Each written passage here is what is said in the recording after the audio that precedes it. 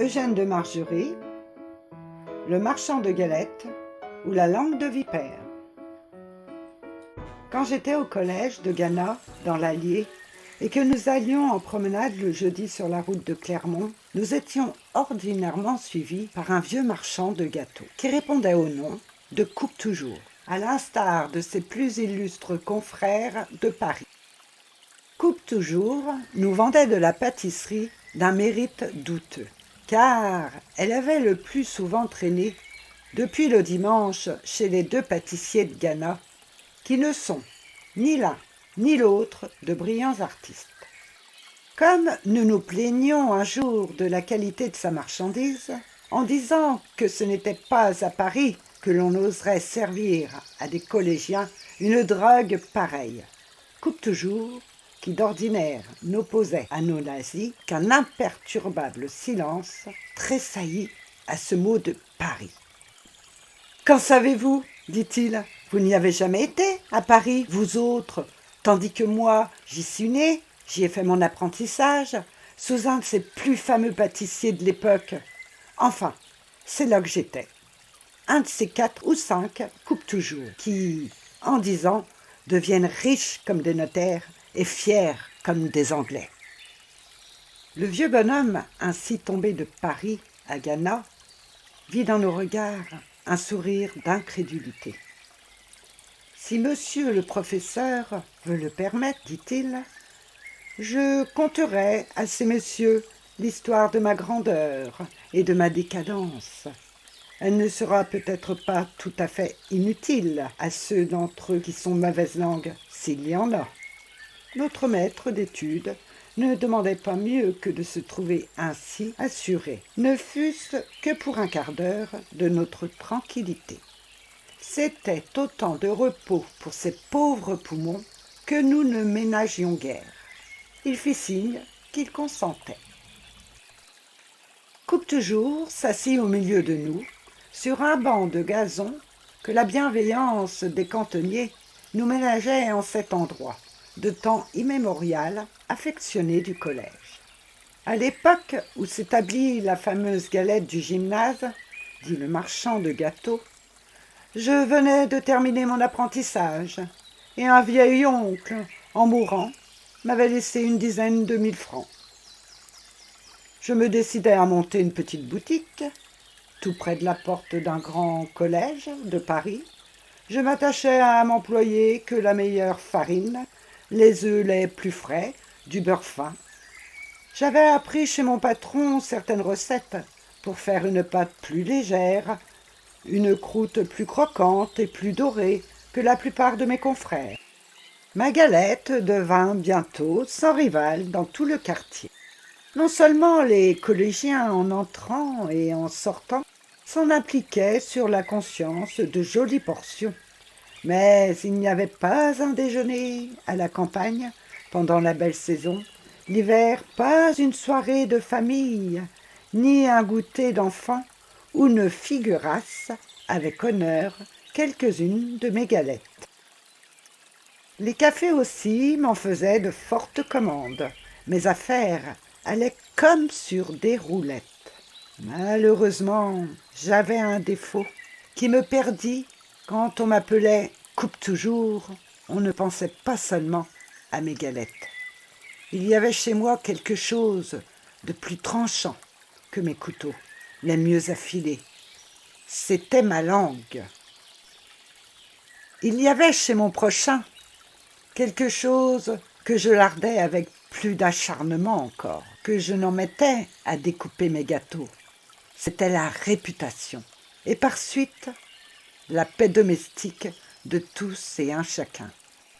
Placé comme je l'étais, à l'angle de 2 rues, et en face d'un vaste carrefour, je voyais de là bien des choses. Celles que je ne voyais pas, je les inventais. Et pendant que les écoliers, les cuisinières, les garçons de café, les simples passants, se pressaient devant ma boutique, tout en les servant, je déchirais à belles dents la réputation du tiers et du quart. Je semais la discorde dans les ménages.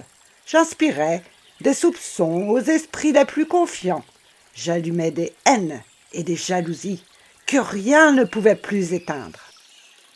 Dieu seul sait tout le mal que je fis, ainsi presque en me jouant, pour étaler mon esprit, ou même pour achalander ma boutique, car j'acquérais peu à peu la réputation d'une langue de vipère.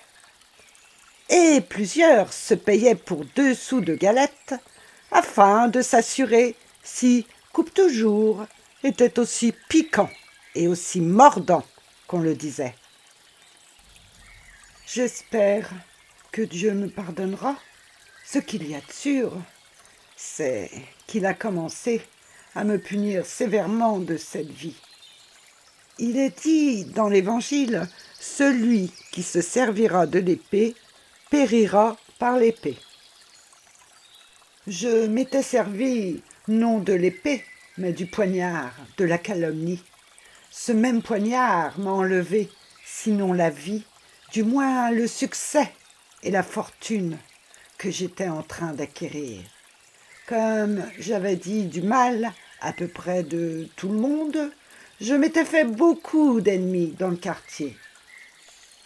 Un certain Normand de Saint-Lô, qui convoitait pour sa méchante pâtisserie de Barrière l'emplacement de ma boutique, alla trouver quelques-uns de ceux qui m'en voulaient le plus, et leur promit un beau pot de vin, sans compter une galette de 30 sous, tous les premiers du mois, pendant 2 ans, s'ils voulaient l'aider à me faire sauter. Ils s'y prirent si adroitement, ils répandirent avec un art infernal tant de soupçons sur mon honnêteté. Ils exploitèrent si habilement une indisposition générale qui s'était manifestée dans le collège à la suite d'une promenade où l'on avait mangé beaucoup de ma galette. Le marchand de vin du coin assura si audacieusement m'avoir vu mêler à ma farine une substance blanchâtre qui ne lui présageait rien de bon. Le perruquier d'en face hocha tant de fois la tête d'une façon mystérieuse en parlant de moi que la confiance se retira peu à peu du pauvre coupe-toujours. Mes plaisanteries qui faisaient rire autrefois mettaient aujourd'hui mes auditeurs en colère. On me montrait au doigt comme une espèce de bête malfaisante. On trouvait mes galettes amères, et pourtant elles n'avaient point changé. Les collégiens eux-mêmes furent entraînés dans le complot. Pendant 1 mois, au lieu de ma pâtisserie si appétissante, ils achetèrent d'affreux croquets à des marchandes de pain d'épices.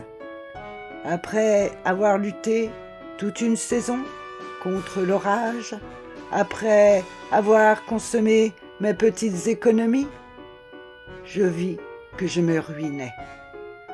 Je fus obligé de quitter la partie et Paris, où ma réputation était tout à fait perdue.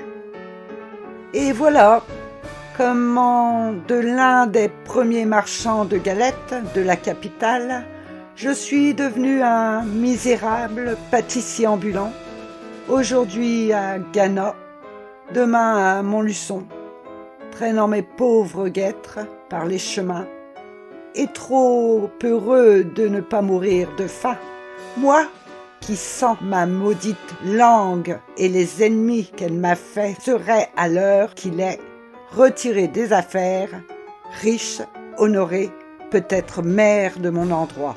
Avis aux langues de vipère.